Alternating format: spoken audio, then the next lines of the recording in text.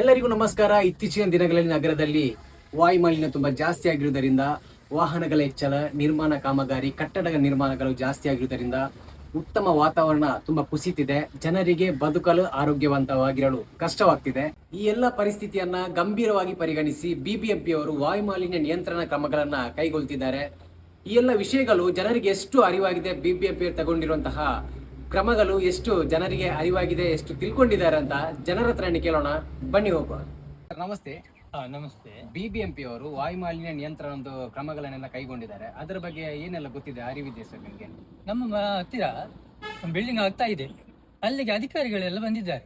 ಅದೇ ವಾಯು ಮಾಲಿನ್ಯದ ಬಗ್ಗೆ ಎಲ್ಲ ಮಾತಾಡಿದ್ರು, ಅದಕ್ಕೆ ಓಕೆ ಅಂತ ಹೇಳಿದ್ದಾರೆ ಸರ್. ಹೌದಾ? ಎಲ್ಲ ಸರ್ ನಮಸ್ತೆ.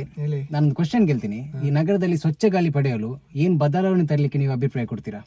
ನಾನು ಹೇಳುದಾದ್ರೆ, ಈಗ ಜಾಸ್ತಿಯಾಗಿ ಗಾಡಿ ಯೂಸ್ ಮಾಡ್ತಿದ್ದಾರೆ, ಬೈಕ್ ಆಗಲಿ ಕಾರ್ ಆಗಲಿ ಯಾವುದಾದ್ರು, ಅದನ್ನು ಜಾಸ್ತಿ ಹೋಗಿ ಎಲ್ಲ ಬರ್ತಾ ಉಂಟು. ಸೊ ಈಗ ನೀವು CNG LPG ಗಾಡಿ ಯೂಸ್ ಮಾಡ್ಬೋದು. ಇವನ ಎಲೆಕ್ಟ್ರಿಕ್ ಗಾಡಿ ಸಹ ಬಂದಿದೆ, ಸೊ ಅದನ್ನು ಸಹ ಯೂಸ್ ಮಾಡ್ಬೋದು.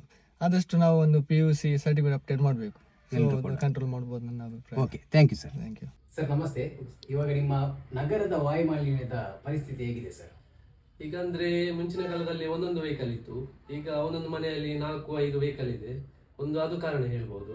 ಇನ್ನೊಂದು ಕಾರ್ಖಾನೆ ಅದೆಲ್ಲ ತುಂಬಾ ಈಗ ಜಾಸ್ತಿ ಆಗಿದೆ, ಅದು ರೀಸನ್ ಆಗಿರ್ಬೋದು. Okay, thank you sir.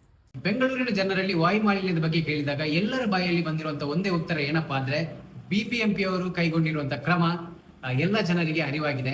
Mechanical sweeping, dust control, ವಾಹನಗಳ PUC ಪರಿಶೀಲನೆ, no burning policy, urban forest, clean air programmes. ಈಗ ನಮ್ಮ ಜವಾಬ್ದಾರಿ ಈ ಎಲ್ಲ ಕ್ರಮಗಳಿಗೆ ಸಹಕಾರ ನೀಡಿ ಜಾಗೃತರಾಗೋಣ. ಸ್ವಚ್ಛವಾದ ಗಾಳಿಗಾಗಿ ಎಲ್ಲರೂ ಒಟ್ಟಾಗಿ ಸೇರಿ ಕೆಲಸ ಮಾಡೋಣ. Thank you.